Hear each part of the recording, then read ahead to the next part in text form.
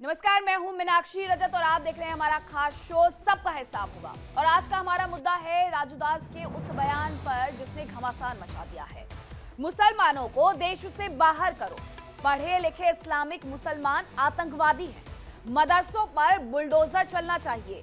ये हम नहीं कह रहे हैं, ये हनुमानगढ़ी के महान राजू दास का कहना है। उन्होंने मदरसों की तालीम पर सवाल उठाए।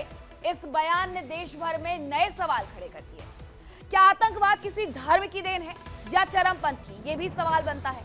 मौलानाओं ने उनके इस बयान को बेहद खतरनाक बताया और कहा मदरसों को आतंकी अड्डा बताना देश की सद्भावना पर हमला है। अब विवाद इस पर गहराते जा रहा है और बहस इसी पर इन विस्फोटक आरोपों के असल मायने क्या हैं, ये समझेंगे। सबसे पहले आपको एक रिपोर्ट दिखाते हैं।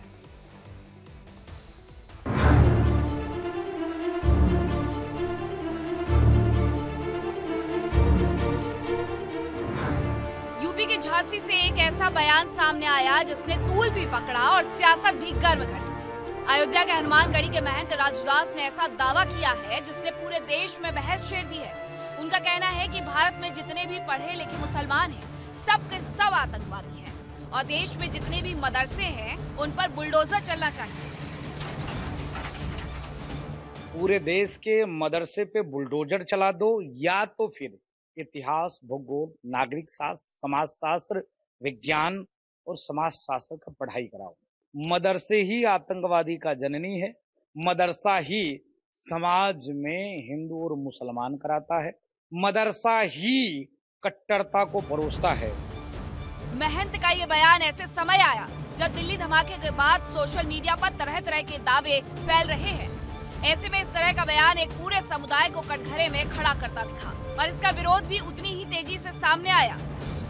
मुस्लिम संगठन का कहना है कि आतंकवाद किसी धर्म से नहीं, सोच से पैदा होता है। मदरसे देश में लाखों बच्चों को पढ़ाते हैं, इन्हें निशाना बनाना गलत है। पढ़े लिखे मुसलमान आतंकवादी बन रहे हैं। कहीं न कहीं मदरसों में उल्टी सीधा शिक्षा दी जाती है। ऐसे मदरसों में बुलडोजर चलना चाहिए। राजू दास साहब को समझना चाहिए और इस तरह के बेतुके बयान नहीं देना चाहिए जिससे देश का नुकसान हो और समाज का भी नुकसान हो और देश में हिंदू मुस्लिम नफरत बढ़े, भाईचारा खत्म हो। अब सवाल ये है कि क्या ऐसे बयान जांच को मुश्किल बनाते हैं या फिर सिर्फ राजनीति की जमीन मजबूत करने का तरीका है। विवाद अपने चरम पर है, लेकिन देश ये भी समझता है कि आतंकवाद से लड़ाई एकजुटता से जीतनी है, न कि धर्म के नाम पर बंटकर। Bureau report, India daily. महंत को ऐसी बातें जाहिलाना नहीं करना चाहिए। पहली बात है, ये तो महंत नहीं है, और अगर महंत है तो इस तरह की बात करके देश के अंदर इख्तिलाफ पैदा करना ये कहीं का धर्म नहीं कहता। किसी के धर्म में ये नहीं लिखा हुआ है कि आप ये कहिए कि मदरसों में सब आतंकवादी पढ़ते हैं, या हम ये कहें कि गुरुद्वारे में आतंकवादी पढ़ते हैं, या हम ये कहें कि मंदिरों में सब ऐसा होता है। ये गलत चीज है। किसी के धर्म को जो है वो नहीं बनाना चाहिए निशाना। तो महंत राजू दास ने एक ऐसा बयान दिया जिसके बाद विवाद गर्माते जा रहा है, लेकिन कई सवाल भी इस बयान ने खड़े कर दिए हैं। और सबसे बड़ा सवाल आज की बहस का यही है कि क्या मदरसों की तालीम आतंकवादी सोच को बढ़ावा देती है? उनकी तरफ से आखिरकार ऐसा बयान क्यों दिया गया है, इसके बारे में हम समझेंगे। खास मेहमान भी हमारे साथ जुड़ेंगे। कौन कौन जुड़ने वाला है हमारे साथ, सबसे पहले मैं आपका उनसे तारुफ करवा देती हूँ। हमारे साथ आचार्य अरुण कृष्ण जुड़ रहे हैं, हिंदू धर्मगुरु हैं। आचार्य संजीव अग्निहोत्री भी हमारे साथ जुड़ेंगे, हिंदू धर्मगुरु हैं। सौरभ दुबे भी हमारे साथ जुड़ेंगे, राजनीतिक विश्लेषक है। मौलाना नदीमुद्दीन चेयरमैन है AIUC के, और साथ ही हाजी नाजिम खान प्रवक्ता है मुस्लिम महासभा के, वो भी हमारे साथ स्टूडियो में ही मौजूद रहने वाले हैं। आचार्य, सबसे पहले तो मैं आपसे ये पूछना चाहूंगी अरुण कृष्ण जी कि ये किस तरीके का बयान है और इस तरीके के बयान की क्या जरूरत है कि मौलाना जो मदरसे होते हैं वहां पर ही आतंकवादी बनाते हैं? ये सही है ये बयान? मीनाक्षी जी, हम लोग सत्य सुनना कब स्वीकार करेंगे? कब स्वीकार करेंगे कि जिहाद का, आतंकवाद का कोई धर्म नहीं होता? हाँ, ये सत्य है कि आतंकवाद का कोई धर्म नहीं होता। हाँ। उसका एक मजहब होता है। धर्म कभी आतंकवाद सिखाता नहीं, क्योंकि आतंकवाद धर्म केवल एक है, सनातन, सत्य सनातन।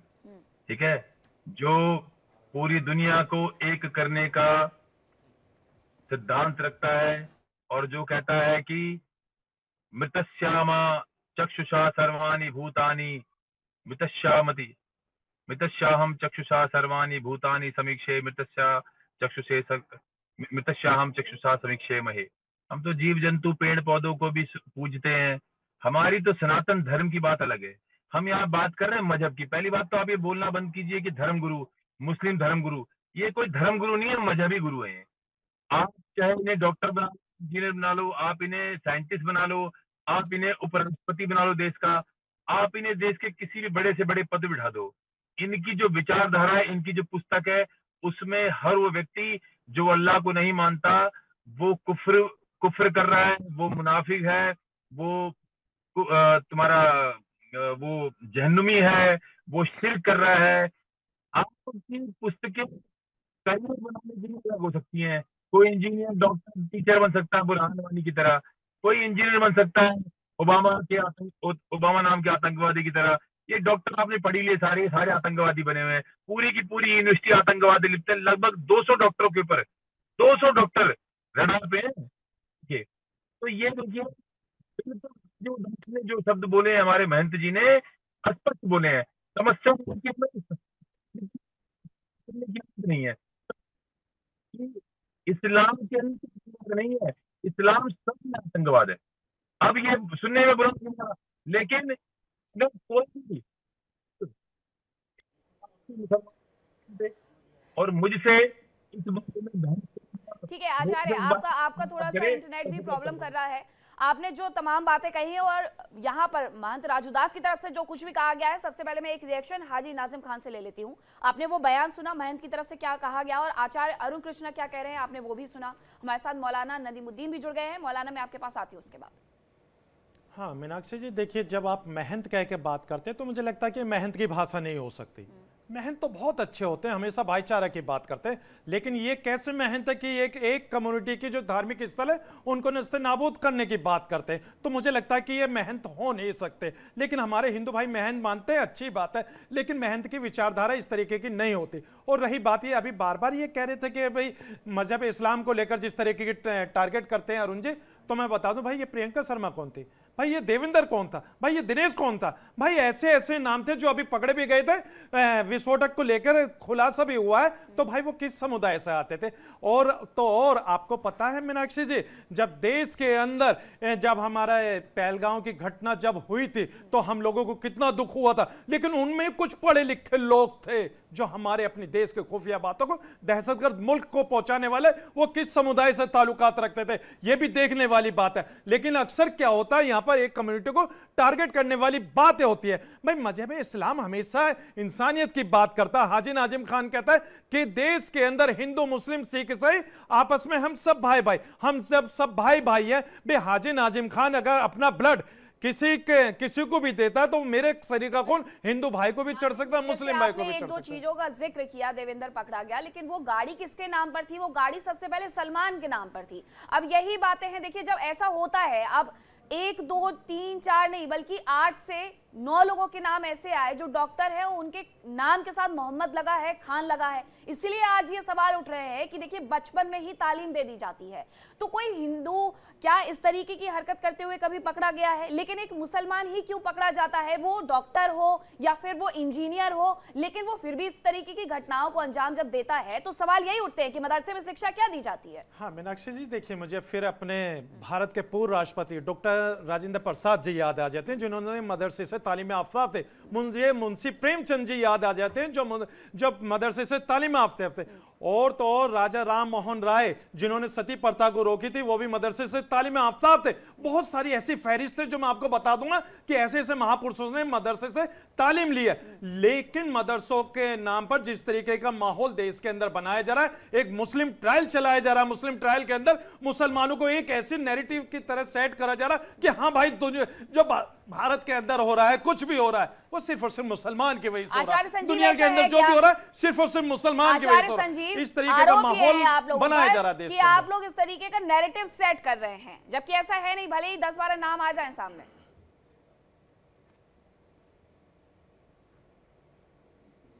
आचार्य संजीव जी जी जी जी, देखिए मेरा सवाल है। मैं बिल्कुल, मेरी आवाज आ रही है आप तक? जी जी सभी को जय श्री राम बोलता हूँ। देखिए, महंत जी ने जो कुछ कहा है वो सोच समझकर कहा है, और इसलिए कहा है क्योंकि कई बार मदरसों से बहुत बड़ी इस तरह की बातें निकली हैं और बहुत बार मदरसों का पर्दाफाश हुआ है। इस वजह से उन्होंने ऐसा कहा है, वरना मदरसों के बारे में अगर कुछ भी बोलना, क्योंकि मैं मानता हूं कि हमारे जो भी मुस्लिम भाई हैं, और नाजिम भाई को पता कितनी बार ये बदनामियां हो चुकी हैं उसके बाद भी, और कई बार मैंने देखा नाजिम भाई जो भी बात कहते हैं बड़ी सोच समझ कर बड़ी अच्छी बात कहते हैं। कई बार इन्होंने अपने लोगों को भी गलत कहा, और हम भी कहते हैं कि अगर हमारा कोई बंदा गलत है तो उसके लिए हम गलत ही कहेंगे, अच्छा नहीं कहेंगे। और यही सनातन धर्म में यही ईमानदारी है, सर्वे भवन्तु सुखिनः वाली बात है हमारे यहाँ। परंतु जो महंत जी ने कहा वो इसलिए ठीक कहा, कई बार इस तरह की बात। अब देखिए, डॉक्टर जो निकला, या जैसे मीनाक्षी जी अभी आपने कहा कि उनके कई एक के ऐसे नाम पर्दाफाश हुए, या फिर अभी जैसे नाजिम भाई कह रहे थे कि वहां पर पुलवामा, अरे भैया पुलवामा में जितने भी थे वो सब मुस्लिम आतंकवादी आए थे, और नाम तक पूछ पूछ के मार रहे थे कि भाई तुम क्या नाम है तुम्हारा, हिंदू है तो मार दिया, मुस्लिम है तो बोले पीछे से निकल जाओ।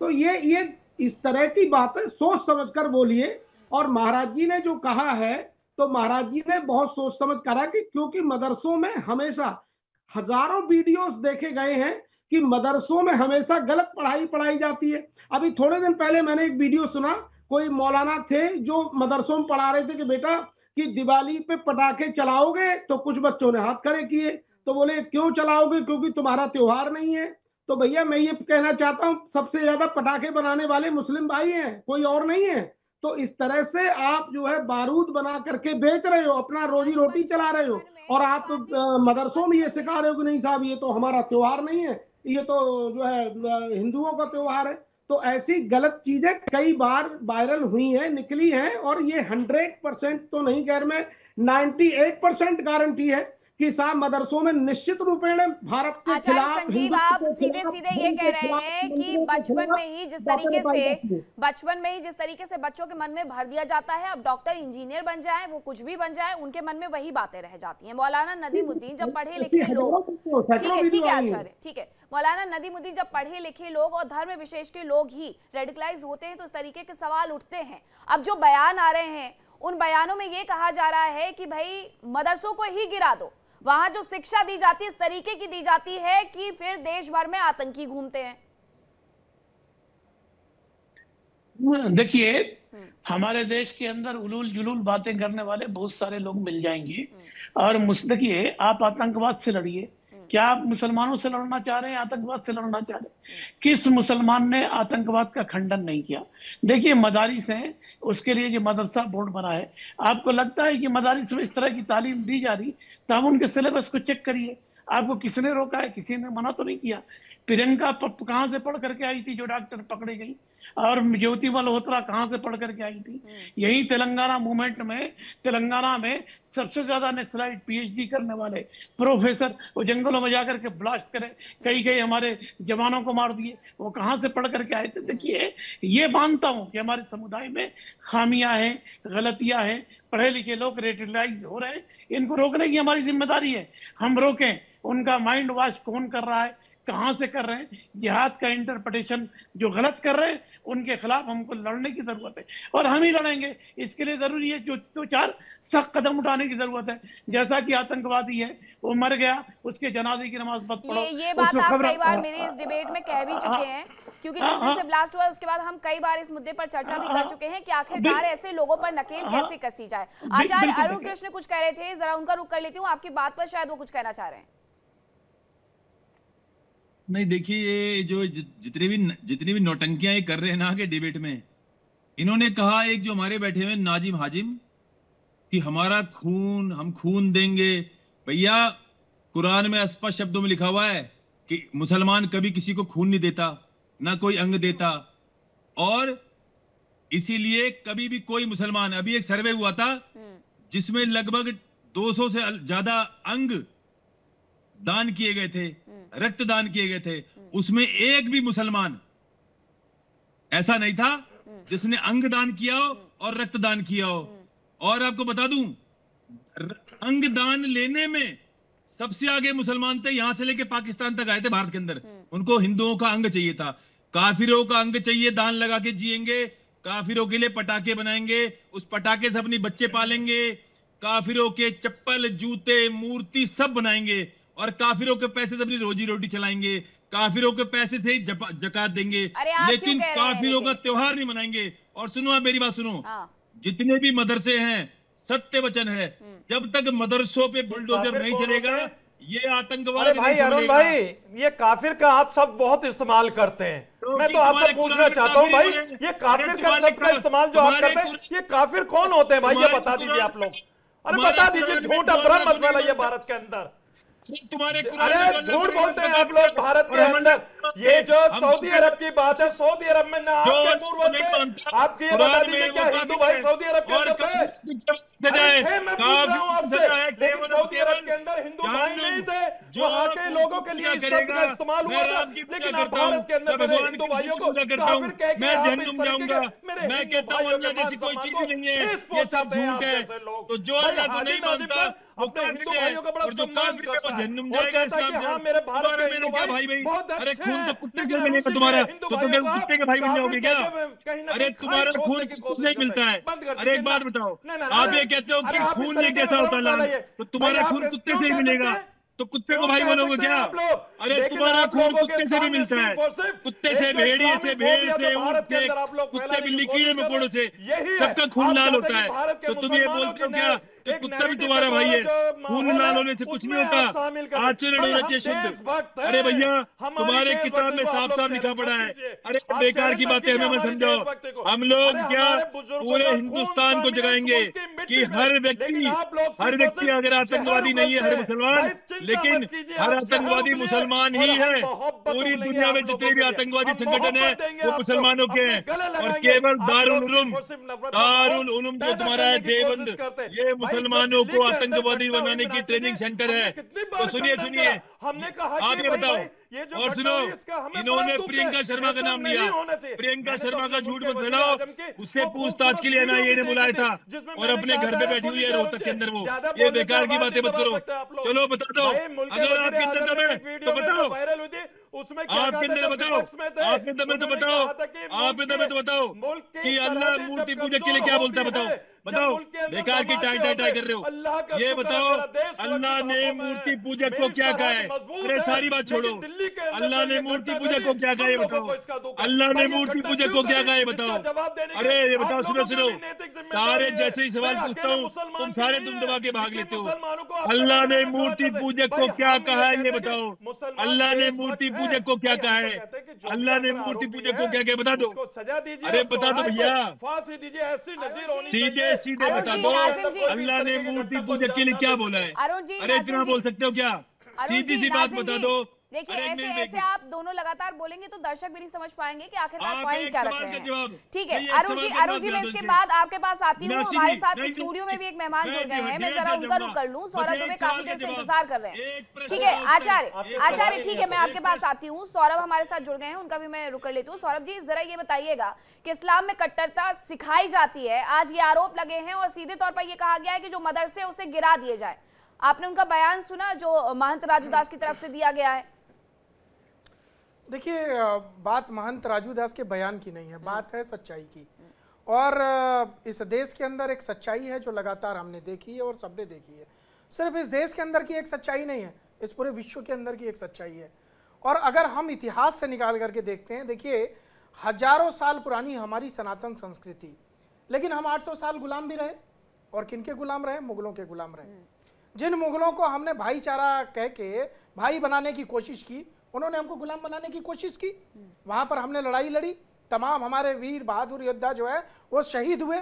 उसके बाद जाकर के आप जब भारत आज़ाद होता है, उसके बाद आप कश्मीर के अंदर देखिए, कश्मीर के अंदर क्या हुआ। अगर हम ये कह लें कि कुछ चुनिंदा लोग या आतंकवादी के रूप में या फिर कट्टर मानसिकता वाले कुछ लोग आते हैं, हमला करते हैं, तो ये बात तो पूरी तरह से गलत हो जाती है।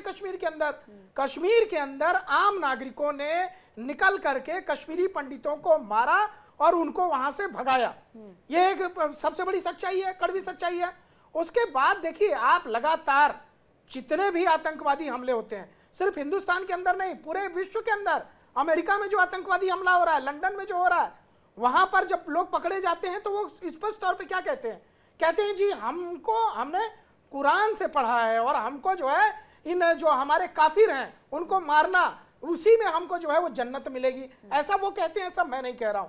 देखिए मैं बार बार कहता हूं कि आप बहुत अच्छा बोल लेंगे। अभी ये मेरे भाई बगल में बैठे हैं, अभी मेरे साथ कहीं बैठे थे, ये अभी अब कैमरे पे नहीं बोलेंगे, साथ में कहीं बैठे तो क्या मुझे बोल रहे थे कि हमको आने दो फिर हम बताते हैं। समझे, ये अंदर की मानसिकता है, कैमरे की मानसिकता इनकी कुछ और है। अंदर की मानसिकता अभी मुझसे कह रहे थे कि हमको आने दो तब हम बताते हैं। आज हिंदुस्तान के अंदर पूरी बात बताइए ना पूरी बात नहीं, आप जो है गलत वे में बात कर रहे हैं। नहीं आप गलत वे में बात कर रहे हैं। अपनी बारी बोलिएगा आप। नहीं ये गलत नहीं, देखिए आप अपनी बारी बोलिए। गलत है या सही है? नहीं अगर आप गलत बात कर रहे हैं, भाई आप अल्लाह की कसम आपने नहीं बोला इस बात को। आपने अल्लाह की कसम खाई है कि नहीं बोला?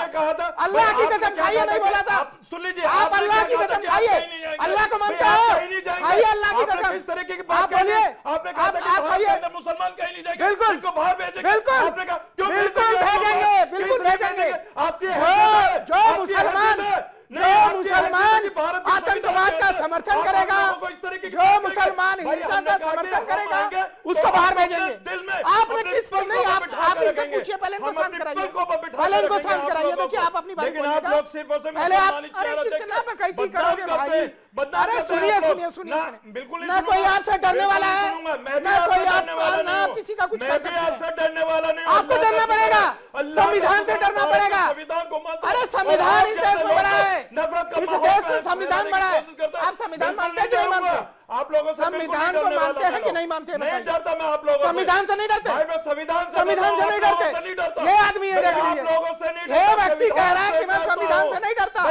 इनकी पोल खुल गई, भाई आप इनकी पोल खुल गई। आप लोग झूठ ये बताइए कि इन्होंने कहा कि हम इसको जो है, ये बताओ औरंगजेब हो चाहे बाबर हो, इन कातिलों को अगर उनका टिप्पणी करेंगे। नहीं सौरभ जी मुझे जरा ये बता दीजिए, सौरभ जी जरा आप ये बता दीजिए, क्योंकि आज महंत की तरफ से भी कल ये इस तरीके का बयान दिया गया कि इन्हें इस देश से भेज दो। अब 30 करोड़ मुस्लिम को आप कहाँ भेजेंगे? 30 करोड़ आंकड़ा आप कहां से लेके आए? वही तो सौरभ भाई भी कह रहे थे कि भाई आपको यहाँ से देश से भेज देंगे। भाई काय को भेजेंगे आप लोग? आप लोग कौन होते हमसे इस भारत से? बिल्कुल भेजना चाहिए, क्यों भेजना चाहिए भाई? क्यों भेजेंगे? बंटवारा हुआ था क्यों नहीं आप लोग? बंटवारा जो हुआ उसके बाद इतिहास था, आप ये बम फोड़ने के लिए इतिहास था वो, आप यहाँ बम फोड़ने के लिए है इसको आज तक नहीं, आप बम फोड़ने के लिए है। हम लोग यहाँ काफिरों को मारने के लिए है, यहाँ हिंदुओं को मारने के लिए है, और इस देश में संविधान की हत्या करने के लिए है।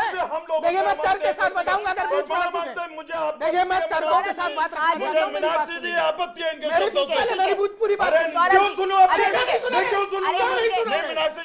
आप दोनों अगर मेरी बात सुनेंगे, आप दोनों मेरी बात सुनेंगे तो मैं सवाल पूछ पाऊंगी।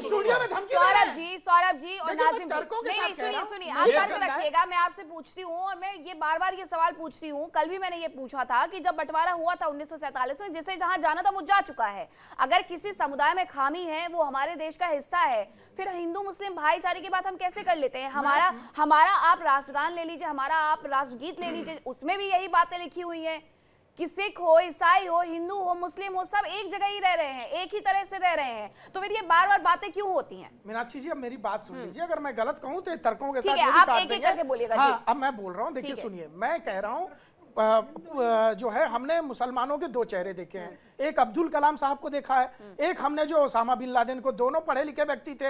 एक जो है विकास का रास्ता चुनते हैं, एक राष्ट्रभक्ति का रास्ता चुनते हैं, और दूसरा जो है वो आतंकवाद का रास्ता चुनते हैं। मैं उन लोगों के लिए कह रहा हूं जो इस देश के अंदर आतंकवाद का समर्थन करते हैं, जो इस देश के अंदर कट्टरवाद का समर्थन करते हैं, जो ये कहते हैं कि हमको जो है यहाँ पर हिंदू हमारे लिए काफिर है, और जो नहीं कहते वो तो रह ही रहे ना भाई। देखिए जो मुसलमान यहाँ पर राष्ट्रभक्त हैं, जो राष्ट्रगान प्रेम से गा रहे हैं, जो वंदे मातरम प्रेम से गा रहे हैं, जो हिंदुओं को अपना भाई मान रहे हैं, लेकिन ऐसे कितने लोग हैं? ऐसे कितने लोग हैं? ऐसे 1% 2% मात्र मुसलमान बच गए।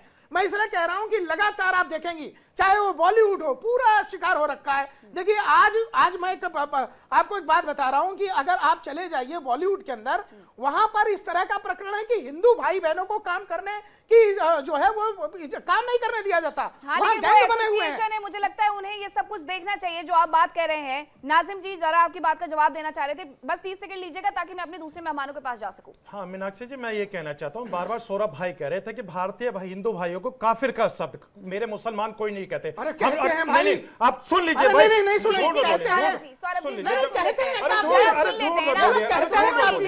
तो लीजिए जरा। अच्छा इनसे पूछवाइए, बगल वाले से। हाँ मैं उनसे भी पूछती हूँ, सुन लीजिए भाई, तो लीजिए पहले सौरभ जी, जब तक आप सुनेंगे नहीं पूछवा लीजिए मेरी। ठीक है, मैं उनसे भी पूछूंगी। हाजिम जी कुछ कह रहे हैं, 30 सेकंड में अभी तुरंत पूरा कर देंगे। आपका बहुत बहुत शुक्रिया। देखिए मैं कहता हूं कि मेरे भारत का मुसलमान कोई भी हिंदू भाई को काफिर नहीं कहता। भाई हम लोगों को पता कि कब जाने कोई भी ईमान में दाखिल हो जाए तो हम लोग किसी को इस तरीके की बात नहीं कहते। और मैं ये कहता हूं कि अगर देश के अंदर अगर कोई भी नफरत का माहौल पैदा करने की कोशिश करता है, हम उसके खिलाफ है। अगर कहीं पे अगर कोई आतंकवादी घटना हो रही है तो हम कहते हैं कि हमारे भारत के अंदर जो ये है, भारत को आतंकवाद मुक्त बना दीजिए।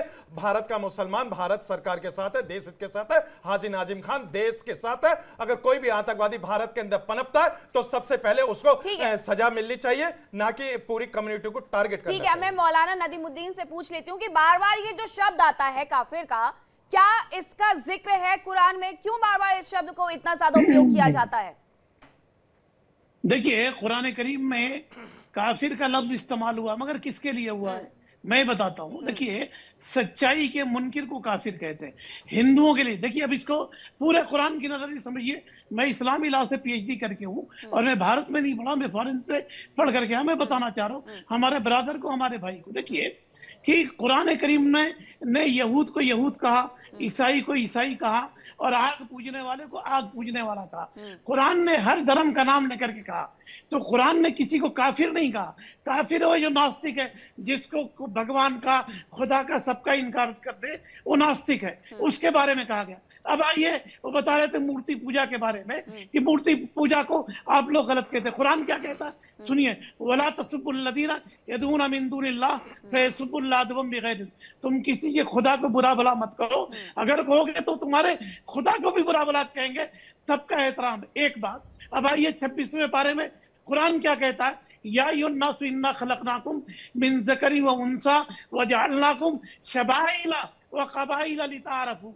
अरे लोगों, हमने तुमको एक माँ बाप से पैदा किया, सारे इंसान आपस में भाई भाई हैं और तुम एक भाई का जिस तरह से एहतराम करते हो तुम उनका उसी तरह से एहतराम करो। ठीक है, ये तमाम बातों का जो आप जिक्र कर रहे हैं नदीमुद्दीन जी, लेकिन सच ये है ना कि ये जो बातें आप यहाँ टीवी पर बैठ करके कर रहे हैं, उन छोटे छोटे मासूम बच्चों को क्यों नहीं पढ़ाई जाती? उनके मन में आखिरकार इतना जहर कैसे भर जाता है? मैंने तो आपको इसी डिबेट में बैठ करके सर, मैंने आपको कितने एग्जाम्पल दिए हैं जम्मू कश्मीर के। जम्मू कश्मीर के वहां से ही लोगों के नाम जुड़ रहे हैं, इसलिए मैं बार बार जम्मू कश्मीर का नाम ले रही हूँ कि वहां मदरसे में पढ़ने वाले बच्चों को आखिरकार क्या पढ़ाया जाता है। नदीमुद्दीन जी, मैंने उस दिन भी कहा था कि जरा जांच करवाइए इन मदरसों की कि वहां पर पढ़ाया क्या जाता है। नहीं, आपने बहुत अच्छी बातें कही, और अगर ये कुरान में लिखी हुई है तो सब बच्चों को ये पता होनी चाहिए। अगर उनकी शिक्षा दीक्षा में कहीं कमी है तो फिर उसकी वजह से बहुत सारे लोग फायदा उठाने के लिए बैठे हैं, जैसे डॉक्टर उमर नबी का उठाया गया है और उसने आतंकी घटनाओं को अंजाम दिया है। मैं आपके पास लौटूं, लेकिन आचार्य संजीव जी कुछ कह रहे हैं। अब पैनल जरा बड़ा हो गया तो थोड़ा ही वक्त दे पाऊंगी। आचार्य संजीव जी। जी मैं ये कहना चाहता हूँ, इनकी कितने ऐसे वीडियोज हैं जो कहते हैं कि जो गैर मुस्लिम है, वो जो अभी शब्द कह रहे थे वो सब वो है काफिर है। तो अब ये इस तरह की भाषा बोलते। दूसरी बात, जो भी मुस्लिम, अभी एक बहुत नवयुवक बालक था और कह रहा था कि हम तो वंदे मातरम नहीं कह सकते लेकिन वह पाकिस्तान के जयकारे लगा सकते हैं। तो इससे बड़ा दुर्भाग्य क्या है? अब इस तरह की सोच जो भरी जा रही है वो मदरसों से भरी जा रही है, और इसके लिए नाजिम भाई कुछ नहीं कहते। इस पर भी तो आप बोलो भाई। तो ये गलत है। वंदे मातरम, जब आप भारत में रहते हो और आप कहते हो हम भारत के लिए लड़ेंगे, भारत के साथ हैं, आतंकवाद के खिलाफ हैं, तो भाई वंदे मातरम बोलने में क्या शर्म है? और या वंदे मातरम बोलने में क्या दिक्कत है? नहीं बोलते हो आप लोग? ठीक है, नहीं अब हमारे साथ राहुल जी जुड़ गए, मैं जरा उनका रुख कर लेती हूँ। राहुल लाल जी, ये जब तमाम बातों का जिक्र होता है तो मैंने एक बात और याद दिलाई थी। ऑपरेशन सिंदूर के वक्त में कुछ लोगों को कहा गया था कि जो पाकिस्तान से है, जिनके वीजा समाप्त हो गए, वो तो जाए ही जाए, जो पाकिस्तान से आकर के यहाँ पे रह रहे हैं वो भी चला जाए। उसमें एक बच्चा था, 17 साल से वो यहाँ पर रह रहा था और अच्छे, उसका कहना था वो जम्मू कश्मीर के इलाके में रहता है, 17 साल से वो पढ़ रहा है, पाकिस्तानी है, लेकिन उसके मन में जो विचार थे वो हिंदुस्तान के लिए नहीं थे। तो जब ऐसे लोग भी देश में आ जाते हैं तो वो दूसरों का भी तो माइंड वॉश ही करते हैं। उनके लिए देश तो पाकिस्तान ही है, रह रहे वो हिंदुस्तान में, यहाँ पढ़ रहा था वो लड़का। मीनाक्षी जी देखिए, वैसे लोग हो सकता है उनको चिन्हित करके आप भेज दीजिए, लेकिन क्या उसके कारण से प्रत्येक पढ़े लिखे मुस्लिमों के ऊपर हमला कर दिया जाए, पूरे मदरसा सिस्टम के ऊपर हमला कर दिया जाए? तो ये कहां से, मतलब हम कह दें कि नहीं मदरसा ही आतंकवाद की जननी है। सोच को कहां तक फैलाया? मीनाक्षी जी मेरा सवाल तो ये है, पहचान कैसे होगी? अभी बम ब्लास्ट के मामले में डॉक्टर प्रियंका का नाम आया, हालांकि पुष्टि नहीं हुई अभी, लेकिन उनकी गिरफ्तारी हुई थी, उनके फोन को फॉरेंसिक लैब के लिए ले जाया गया है। अब बताइए वो कौन से मदरसे में पढ़ी? क्यों नाम ले रहे हो जब अभी पुष्टि नहीं हुई? सुन तो लीजिए। अरे भाई अब आप मेरे भाई बीच में उनके इस प्रकरण में नाम आया था, वो मीडिया में नाम है, मैंने को अपने साथ में जोड़ा नहीं है। सुन रही हूँ ना, सुन लीजिए, मैं उसके बाद बात करूंगी, उन्हें अपनी बात तो पूरी रखने दीजिए। बोलिए। मैं कह रहा हूँ इसलिए देखिए, आतंकवाद को किसी हम लोग धर्म से नहीं जोड़ सकते, समस्या इसी जगह पे, आतंकवाद धर्म के साथ नहीं जुड़ा हुआ है। आतंकवादी एक बहुत ही खतरनाक कृत्य है और उसके साथ बिल्कुल कठोरता पूर्वक निपटा जाना चाहिए। लेकिन जब आतंकवाद को आप मुस्लिमों के साथ जोड़ते हैं तो हम अपने ही देश के एक बड़े हिस्से को कहीं न कहीं उसको कॉर्नर करने का प्रयास करते हैं। उसको साइड करने का प्रयास इतने सारे लोगों के नाम आए राहुल जी, इतने सारे लोगों के नाम आए सौरभ जी, उसमें से ज्यादातर सब मुस्लिम थे, क्या उन्होंने किसी का माइंड वॉश नहीं किया होगा? अच्छा मीनाक्षी जी आप ये बताइए ना, देखिए अभी मणिपुर कब हो गया ना, मणिपुर में भी हिंसा की घटना घटी, मणिपुर में भी हिंसा की घटना घटी। अब बताइए वहां पे मुस्लिम फैक्टर कहां पे था? नहीं था ना वहां पे मुस्लिम फैक्टर। भारतीय जनता पार्टी और उनका इकोसिस्टम हर घटनाक्रम में, अरे आपकी तो सुरक्षा में फेल्योर था, सुरक्षा का फेल्योर आप पूरा नहीं कर सके, लग गए जो है कि मुस्लिमों को। और महंत राजू दास जी 3000 किलोग्राम सरकार पकड़े, वो सुरक्षा एजेंसियां पकड़े, और फिर भी वहां पर आपको ग्लिच नजर आता है। तो अब इस सोच को तो मैं नहीं बदल सकती, आपको खुद काम करना पड़ेगा इस पर, आपको खुद काम करना पड़ेगा। ठीक है राहुल जी, सौरभ जी कुछ कह रहे हैं, सौरभ जी कुछ कह रहे हैं, जरा उनको सुन लेती हूं। डीएसपी देवेंद्र सिंह, मीनाक्षी जी नाम सुना है ना आप लोगों ने, डीएसपी देवेंद्र सिंह कहां चले गए? वो उस पूरे घटनाक्रम में आतंकवादियों को बचाते हुए दिख रहे थे। सौरभ जी आप ही बता दीजिए डीएसपी देवेंद्र सिंह। मैं बता रहा हूं देखिए, आप जब ये आतंकवादियों की बात हो रही है तो एक विशेष धर्म के लोगों का ही नाम आता है लगातार। कुछ उन लोगों के जिनकी ये चर्चा कर रहे हैं, पहले मैं बता दूं, ये बड़ी बेशर्मी के साथ इन्होंने कहा कि मणिपुर की तुलना आतंकवाद से की। मणिपुर में देवेंद्र सिंह पे पहले बता रहा हूं, पहले मणिपुर का जवाब ले लीजिए। जम्मू कश्मीर में पहले मणिपुर का जवाब ले लीजिए, हुए दिखे थे पुलवामा के मामले। अभी आपके साथ बैठा ना, अभी सुन लीजिए, पहले सुन लीजिए, पहले उसके बाद बताऊंगा। आप ही लोग हैं जो पहले सुन लो मेरे भाई, देखते रहते हैं। सवाल उठाया, जवाब सुन लो ना भाई, जवाब सुन लो, पूरी बात सुन लीजिए। देखिए मणिपुर में दो समुदायों के बीच का मामला था, उसको शांत कराया गया, उसको इन्होंने आतंकवादी हमले से तुलना कर दी। देखिए बार बार मैं कह रहा हूं कि आतंकवाद की परिभाषा पता है यार, हम बता रहे हैं ना, मैं बता रहा हूं आतंकवाद। अरे मैं बता रहा हूं मेरा आतंकवाद है, आपका आतंकवाद नहीं है। आतंकवाद नहीं है। राहुल जी उसके बाद तो फिर वो घटनाएं, उसके बाद राहुल जी सुनिए, उसके बाद वो घटनाएं आप छत्तीसगढ़ तक भी ले जाएंगे, लेकिन वहां पर भी ऑपरेशन चलाए जा रहे हैं। और जो मणिपुर में हुआ, क्या वहां पर सुरक्षा एजेंसियां तैनात नहीं है? कितनी सुरक्षा एजेंसियां तैनात है, कितनी बटालियन वहां पर तैनात है? उसको हिंदू मुस्लिम एंगल से नहीं देख सकते उसको। भाई सुन तो लो, देखिए इस देश के अंदर मैं कह रहा हूं कि ये बगल में बैठे हैं हमारे नाजिम जी, ये मौलाना नदीमुद्दीन जी बैठे हुए हैं। ये देश जब आजाद हुआ तो भारत संविधान से चलता है, और भारत के अंदर संविधान ही सर्वोपरि है। जब संविधान से चलता है, हमारी शिक्षा प्रणाली एक है, तो ये मदरसे की शिक्षा प्रणाली अलग कहां से आ गई? जब यहाँ पर जो हम लोग एक ही जो है संविधान के तहत है, तो ये सुन्नी वक्फ बोर्ड, अपनी बारी में जवाब देना, आप अपनी बारी में जवाब देना, अपनी बार शिक्षण संस्थानों का प्रबंधन फंडामेंटल राइट है। आ रहा हूं, फंडामेंटल राइट है, फंडामेंटल राइट है। इस देश के अंदर तो संविधान नहीं चलेंगे, इस देश के अंदर संविधान एक ही है, हमारे भारतीय संविधान में है वो। भाई सुन लीजिए, अभी क्या बोल रहे थे, शिक्षण प्रावधान ऑपरेशन सिंदूर हो रहा था, ऑपरेशन सिंदूर में आप सुनिए, अरे आप दे रहा हूं, ऑपरेशन सिंदूर में फंस गए ना। ऑपरेशन सिंदूर में ऑपरेशन सिंदूर जब चल रहा था, एक बयान आता है, वो किसी मुसलमान की तरफ से नहीं आया, आया इन्हीं के पार्टी के नेता की तरफ से। क्या बोला उन्होंने कि मुसलमानों को प्रताड़ित किया जा रहा है, इसलिए आतंकवादी घटनाएं हो रही हैं। कितना शर्मनाक बयान जो है, ऐसी जहर मानसिकता वाले लोग छोड़ दीजिए ना, बिना बात के आप सरेंडर करके जो है इस तरीके का जो बयान है, इस तरीके का बयान जो है वो महबूबा मुफ्ती की तरफ से दिया गया, फारूक अब्दुल्ला की तरफ से दिया गया, पी चिदम्बरम की तरफ से दिया गया, दूसरी तरफ मणिशंकर अय्यर तो यहाँ तक कह गए कि आप ही पाकिस्तान पाकिस्तान चिल्ला रहे हैं, बाकी कोई देश कह भी नहीं रहा है। तो ये तमाम बातें हैं। मीनाक्षी जी ये बता दीजिए, हर बार मुसलमानों को पाकिस्तान भेजने की धमकी कौन देता? भाई हम तो भारतीय हैं और भारत के रहने वाले, लेकिन हाजी नाजिम खान हो या मुस्लिम समाज हो उसको तुरंत कह देते हैं कि अरे सुन लीजिए अभी आपने क्या कहा था, आपने बोला था आपने आतंकवाद का समर्थन करेंगे आपको पाकिस्तान पड़ेगा। ये देश भाईचारे का देश है, ये देश कौन होते हैं? कौन होते हैं? हाजी जी वो अभी कह रहे हैं, वो अभी कह रहे हैं कि अगर आप आतंकवाद का समर्थन करते हैं, जो व्यक्ति इस देश में रहेंगे तो वो अभी भी कह रहे हैं ना, वो अभी भी कह रहे हैं, लेकिन वो अभी भी यही कह रहे हैं। कैसे कह सकते हैं कि भारत का मुसलमान आतंकवाद को सपोर्ट करता है? भाई हम देश को समर्थन करते हैं,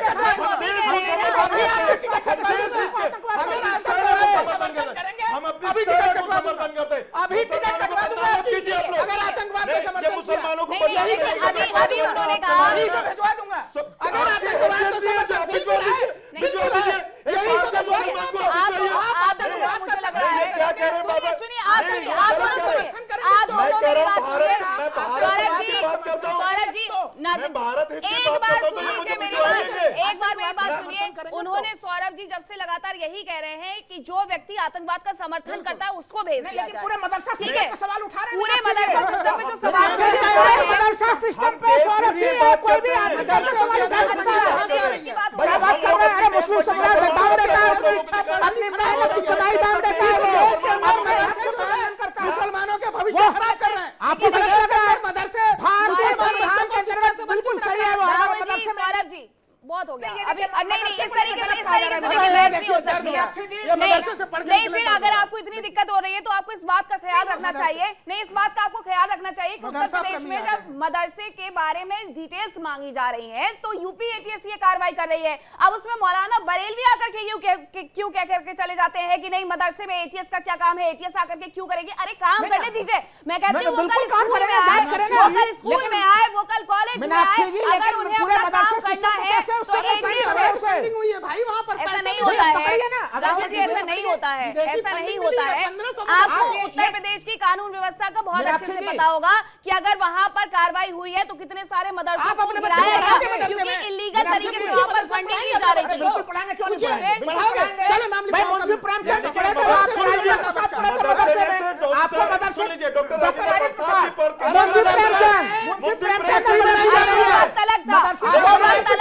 वो वक्त अलग था और ये वक्त अलग है। ये सिर्फ और सिर्फ मदरसों को बता करके बात है। सिर्फ और सिर्फ जहर लेके बैठे उन्होंने बार यही कहा।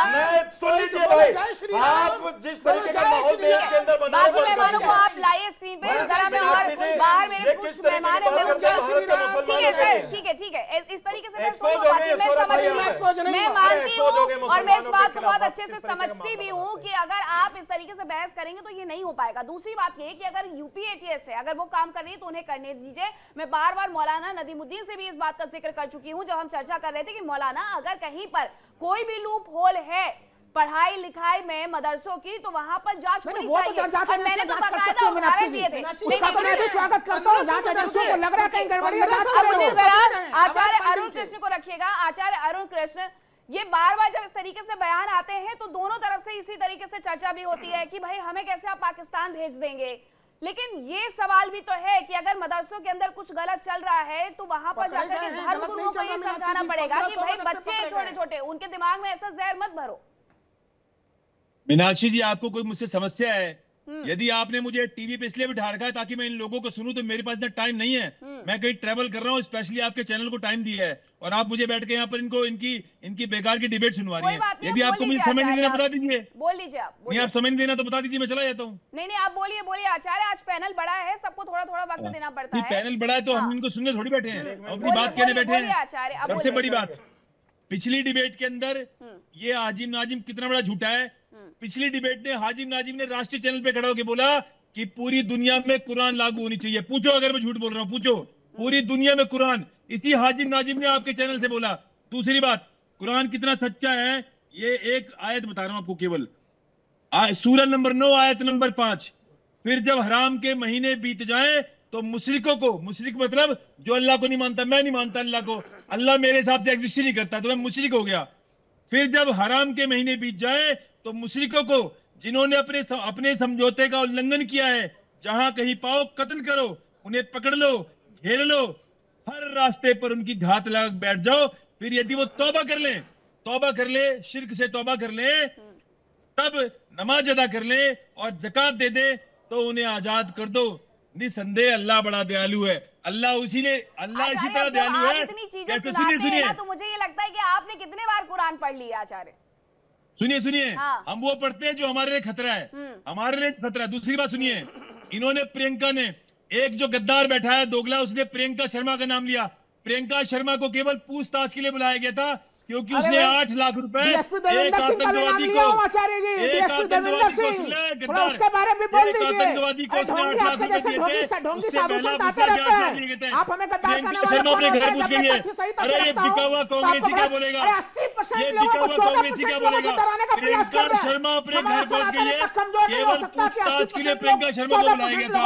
और तीसरी बात, ये जो गद्दार बैठा है, ऐसे ही गद्दार बिक जाते हैं, ऐसे बिका हुआ राहुल, ये मुल्ला राहुल जो बैठा हुआ है, मुल्ला राहुल की तरह कुछ बिक जाएगा हो सकता है, अन्यथा कोई हिंदू धर्म आतंकवादी नहीं हो सकता।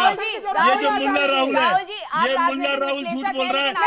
प्रियंका शर्मा अपने घर बैठी हुई है, प्रियंका शर्मा को पूछताछ के लिए बुलाया गया था, वो अपने घर पे बैठी हुई है। कुरान की जिन आयतों का जिक्र किया है, मौलाना बेहतर तरीके से बताएंगे कि क्या ये तमाम चीजों का जिक्र किया गया है? मौलाना नदीमुद्दीन, अरे सारे झूठे हैं, ये झूठे हैं। सबसे बड़ा झूठ अभी आपने बोल दिया आचार्य जी, पूछ लेते ना आचार्य, बोल दिया सबसे बड़ा झूठ। मौलाना बताइए, मौलाना इन तमाम आयतों का जिक्र है क्या कुरान के अंदर, ऐसा है क्या? देखिए, उनको रोकिए, मैं बोल रहा हूँ। देखिए, बोलिए, वो बहुत महान है, पढ़े लिखे चैनल बैठ के पूरी दुनिया में कुरान आनी चाहिए। पूछो आजिम नाजिम से, कहा था नहीं कहा था, पूछो आजिम नाजिम ने कहा था। हाँ, मौलाना से जवाब ले लूं, फिर उसके बाद मैं लेती हूँ। देखिए, कुरान करीम की सूरह तौबा के बारे में बात कर रहे हैं। देखिए, उसका इंटरप्रिटेशन गलत कर रहा है, मैं सही कर दे रहा हूँ। ये दो नॉन मुस्लिम और मुसलमानों के दरमियान में एक मुआहिदा हुआ था। नॉन मुस्लिम और मुसलमानों पर जुल्म कर रहे थे और जहां देखे मुसलमानों को मार रहे थे। मारने के बाद ये मुआहिदा क्या हुआ था कि अमन और सलामती के साथ हम दोनों मिलकर के अच्छी जिंदगी गुजारेंगे। तो जिन लोगों ने मुआहिदा तोड़ा था और हमला अटैक कर रहे थे, जब ये कहा गया कि जिन लोगों ने मुआहिदा तोड़ा है उनके साथ तुम सख्ती करो, क्या जंग के अंदर जब सीज फायर होता है, कोई सीज फायर का उल्लंघन कर दे तो क्या उसके साथ सख्ती नहीं बरती जाएगी? ये उस वक्त के एतबार से था, हमेशा के लिए नहीं है। उसके हालात के एतबार से था, हमेशा के लिए नहीं है। इसलिए कुरान करीम को ये लोग पढ़े नहीं, जैसे आतंकवादी गलत इंटरप्रिटेशन करके मुसलमानों को बदनाम कर रहे हैं। मैं कह रहा हूं, अगर मदरसों में कहीं खामी है तो रिफॉर्म हो रहा है, रिफॉर्म करने की जरूरत है। यही मदरसे थे जो जंग आजादी के अंदर अपना खून और पसीना बहाए, यही मदारिस हैं जहां हजारों लाखों करीब बच्चों को तालीम दे रहे हैं। मैं कह रहा हूं कि मदरसों को भी अपने दरवाजे खोल देने की जरूरत है, उनके सिलेबस को चेक करने की जरूरत है। जहां जहां गलतियां हैं, जहां के नाम पर बातों का जिक्र करेंगे तो कैसे हो पाएगा? आप बार बार इन्हीं बातों का जिक्र करेंगे तो कैसे हो पाएगा? अब आज की जो सच्चाई है, जो आज का वर्तमान है, वो क्या है? क्या आप ये नहीं देख पा रहे हैं? आचार्य अरुण कृष्ण यही तो पूछ रहे हैं कि मदरसों में जब आप ये सारी चीजें पढ़ाते हैं तो ये जिहाद करने के लिए निकलते हैं। आचार्य अरुण कृष्ण, ऐसा ही है? नहीं, बिल्कुल गलत है। देखिए मीनाक्षी जी, मीनाक्षी जी मैं बताता हूँ आपको। पहली बात सुनिए, हमने तो एमबीबीएस का कोई और अर्थ समझा था, लेकिन एमबीबीएस का नया अर्थ ये है, मुसलमान बॉम्ब ब्लास्ट सर्विस, मुसलमान मुल्ला बॉम्ब ब्लास्ट सर्विस। ये एमबीबीएस की नई फॉर्म आई है, मुल्ला बॉम्ब ब्लास्ट सर्विस, एमबीबीएस। यहाँ से गाड़ी देने के लिए बैठे और सुनिए मदरसे को कैसे खत्म किया जाए, आतंकवाद को खत्म करने के लिए हम और आप मिलकर के काम करने की जरूरत है। प्रत्येक मस्जिद के अंदर जाके ना करे तो ज्यादा बेहतर है। मदरसे में जी आप पूरा कर लीजिए पहले। के अंदर नहीं, सुन लीजिए, मदरसे के अंदर मौलवी तैयार किए जाते हैं। वही मौलवी हर मस्जिद में पहुंचते हैं और सिखाते हैं कि शैतान है, शैतान जो दिवाली मनाए, वो शैतान है जो होली मनाए। ये शैतान है। ठीक है, मैं वापस सारे मदरसे ऐसे नहीं होते, लेकिन कुछ मदरसे जो है वो शक के दायरे में है। वो कह रहे थे कि भाई हर आतंकी जो है वो एक राहुल लाल जी सुन लीजिए, अरे सुन लीजिए मेरी बात। आचार्य कृष्णा वापस लौट रहे हैं आपके पास। मेरा सवाल बस इस बात को लेकर है हाजी नाजिम जी से कि जितनी आतंकवादी घटनाएं होती हैं उसमें सिर्फ मुसलमानों का इनाम क्यों आता है और दूसरे धर्म वाले ही निशाने पर क्यों होते हैं? हाँ विवेक भाई देखिए, मैं तो पहले भी कह चुका हूँ इस बात को कि आतंकवाद से आप मुस्लिम समाज को ना जोड़े। हम थोड़ी जोड़ रहे हैं, वो आतंकी हमला करने वाले जोड़ रहे हैं। आतंकवादियों की कड़े शब्दों में मजम्मत करता हूँ। अरे भाई साहब, अरे भाई, अरे सौरभ भाई, थोड़ा सा जवाब देने, थोड़ा सा जवाब देने मत होइए भाई, आप उतावले मत होइए। अरे आप हम लोगों को डराने की कोशिश कर रहे हैं। अरे बार बार तो आप हम लोगों को निशाने पर रखते हैं। आप सुरक्षित हो। अरे ये मुल्क आपका नहीं है, मुल्क मेरा भी, मेरा भी मुल्क है।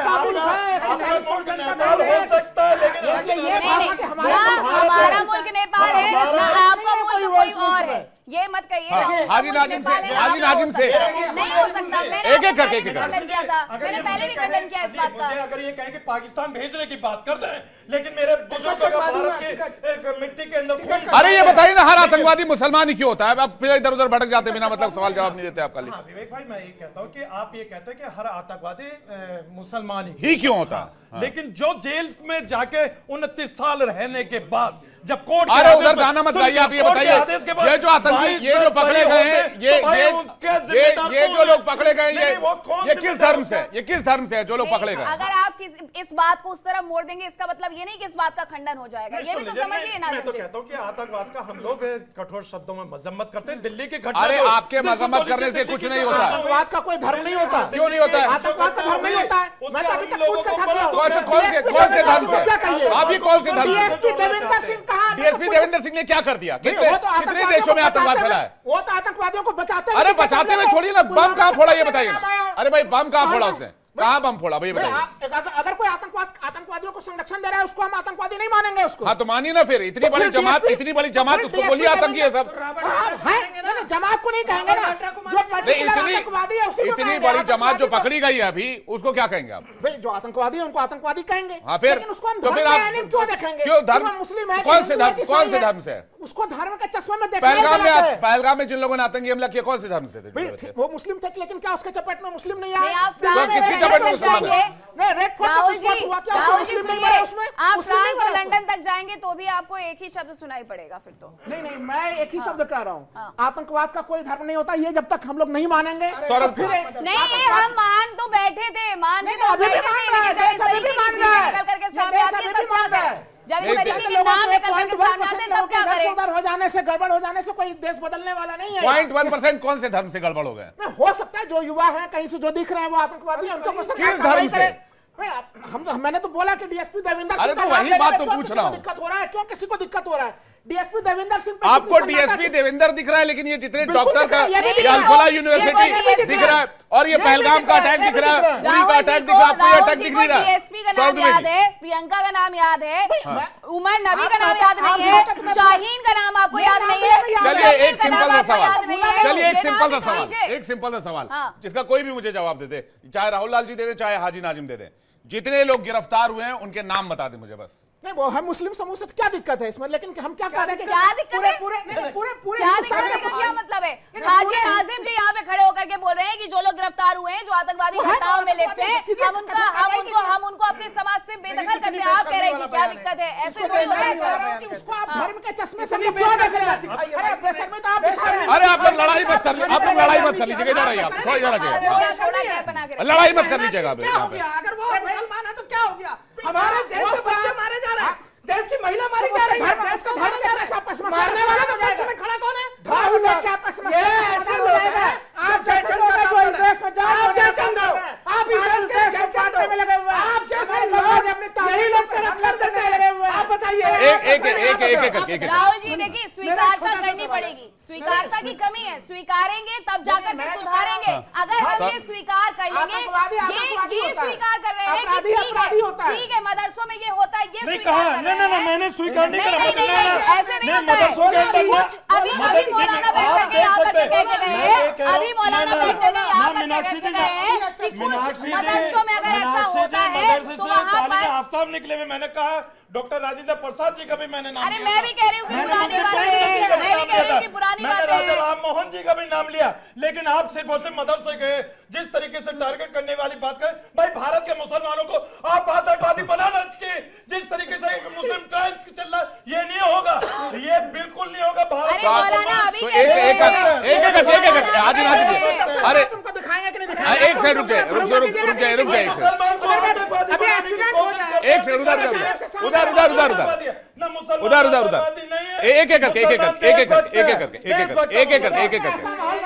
एक करके सुनिए मेरी बात, एक करके। हाँ बोलिए। इस देश में ऐसा माहौल बनाया जा रहा है कि अगर मेरा एक्सीडेंट हो जाए आदमी डर जाए कि सामने में डॉक्टर कौन सा हिंदू है कि मुस्लिम है। कैसे देश में जाने वाले हैं, ऐसे देश में जाने वाले हैं क्या? हाजी नाजिम कह रहे थे कि देश के मुसलमानों को टारगेट किया जा रहा है। ये 100% उनको सपोर्ट करते हैं, उनके साथ खड़े होते हैं और ऊपर से कहते हैं हम तो भारतीय। अरे भाई आप देखो नाम पूछ करके सपोर्ट करा कौन थे? अरे किसकी सपोर्ट करा? अरे झूठ मत बोलिए आप लोग। अरे भाई आप लोग झूठ मत बोलिए। मैं ये कहता हूँ कि दिनेश कौन था? भैया एक बात बताइए, हाजी नाजिम एक बात बताइए। आप कह रहे आप यही नाम तो वो ले रहे हैं। आप एक अपील कर दीजिए, चलिए एक अपील कर दीजिए। बोल दो कि मदरसों में गलत पढ़ाई होती है। आप एक अपील कर दीजिए। कोई भी मैं आपको दावत देता हूँ, आप मदरसे में आइए जितना। अरे रुकिए, सुनिए मेरी बात। अरे सुनिए मेरी बात, हाजी नाजिम सुनिए मेरी बात। हाजी नाजिम सुनिए मेरी बात। हाजी नाजिम सुनिए मेरी बात। सुनिए मेरी बात सुनिए। सिंपल सी बात है, सिंपल सी बात है भाई। आपसी भाईचारा कब बनेगा? जब एक दूसरे का सम्मान करेंगे। मैं कह रहा हूं, चलिए मैं कहता हूं अल्लाह अकबर, या सौरव दुबे कहते हैं अल्लाह अकबर। आप कह दीजिए जय श्री राम। भाई आपसी भाईचारा की बात हो रही है ना, बिल्कुल। कह दीजिए जय श्री राम, कह दीजिए वंदे मातरम। चलिए जय श्री राम ही नहीं बोलिएगा, चलिए वंदे मातरम कह दीजिए। मैं मान जाऊंगा आप भाईचारा की बात कर रहे हैं। भाई आप मेरे राष्ट्रगीत की बात कर रहे हैं, राष्ट्रगीत का मैं सम्मान करता हूँ। हाँ तो वंदे मातरम बोल दीजिए। लेकिन अगर आप ये कहेंगे और मुझ पे जबरदस्त प्रेशर बनाएंगे तो भाई अरे कोई प्रेशर नहीं बना, भैया कोई प्रेशर नहीं बन रहा है। आप भाईचारे की बात कर रहे थे कि नहीं कर रहे थे? हाजी नाजिम खान भूल जाइए, आप भाईचारे की बात कर रहे थे कि नहीं कर रहे थे? भाईचारा स्थापित। अरे भाई तो इसमें बुरा क्या है? दिल में होता है भाईचारा, दिल में नहीं है, दिल में नहीं है, यही तो मैं कह रहा हूँ। दिल में नहीं है, प्रूव कर दिया मैंने। दिल में है तो जवान पे क्यों नहीं है? दिल में है तो जवान पे क्यों नहीं है? नाजिम जी सम्मान तो हम भी करते हैं, सम्मान तो हम भी करते हैं। चलिए अच्छा सम्मान करते हैं। हिंदुस्तान जिंदाबाद बोलता है कि नहीं बोलता? नहीं, अब चलिए आप राष्ट्रगीत गा के सुना दीजिए। चलिए 4 लाइन सुना दीजिए भारत माता की। राष्ट्रगीत नहीं छोड़िए, राष्ट्रगीत गा के सुना दीजिए आप। चलिए। हाँ देखिए, मैं तो बार बार ये कहता हूँ कि राष्ट्रगीत में जिस तरीके से आप मुझे घेरने की कोशिश कर रहे हैं, मेरा राष्ट्रगीत मेरे दिल में है। दिल में है, 4 लाइन सुना दीजिए। अरे कुछ अरे आता ही नहीं आपको राष्ट्रगीत? अरे राष्ट्रगीत याद ही नहीं है।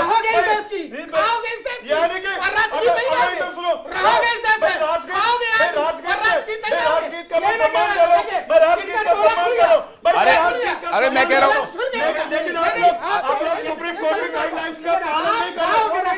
है, एक अच्छा ठीक है सुनिए आप बंदूक दिखा रहे हैं। ये तो जयचंद है भाई, ये तो जयचंद का काम कर रहे हैं। अरे देश को बहुत चाहता मुश्किल से एक हाँ तो मजबूत। अच्छा राहुल लाल मजबूत कैसे होगा? सुनिए एक लास्ट सवाल राहुल लाल, देश मजबूत कैसे होगा? चलिए संविधान ऊपर या कुरान ऊपर? हाँ अभी आपने कही ना कि देखिए, मैं कहता हूं कि मेरे भारत के अंदर संविधान, मैं देखिए उस संविधान से प्यार करता हूं। और दुनिया में हाँ देखिए, आप देखिए जहां मुस्लिम देश है, जो मुसलमान है, जो इस्लाम का पालन करते हैं, वो कुरान को मानते हैं। अब भारत के अंदर संविधान, सऊदी अरब आपके लिए बताइए, हिंदुस्तान में नहीं, हिंदुस्तान में नहीं, आप अपनी बात बताइए, आपके लिए क्या? मेरे भारत के अंदर संविधान लागू है तो मैं तो संविधान की बात करूंगा ना। तो संविधान ऊपर है ना? सऊदी अरब के अंदर अगर आप आपके लिए संविधान पहले है ना? आप सऊदी अरब की बात कर रहे हैं ना, मैं आपको सऊदी अरब की बात कर रहे हैं तो मैं आपको बताती हूँ, सऊदी अरब में गाड़ी रोक करके कहीं पर भी नमाज अदा नहीं कर सकते। भारत में कर सकते हैं अगर संविधान की बात आती है, लेकिन अब मेरे पास आप जाकर के पढ़िए, आप जाकर के पढ़िए कितने दिरहम वहाँ पर लगते हैं अगर इस तरीके से होता है। अरे सर पढ़ी गई है, इज अ डिफरेंट थिंग, पढ़ी तो कहीं पे भी जा सकती है, पढ़ी गई है इज अ डिफरेंट थिंग। नहीं अभी मैं बहुत माफी चाहूंगी आप सभी से, बहुत माफी चाहूंगी और सभी मेहमानों को बहुत बहुत धन्यवाद करती हूँ हमारे साथ इस चर्चा का हिस्सा बने।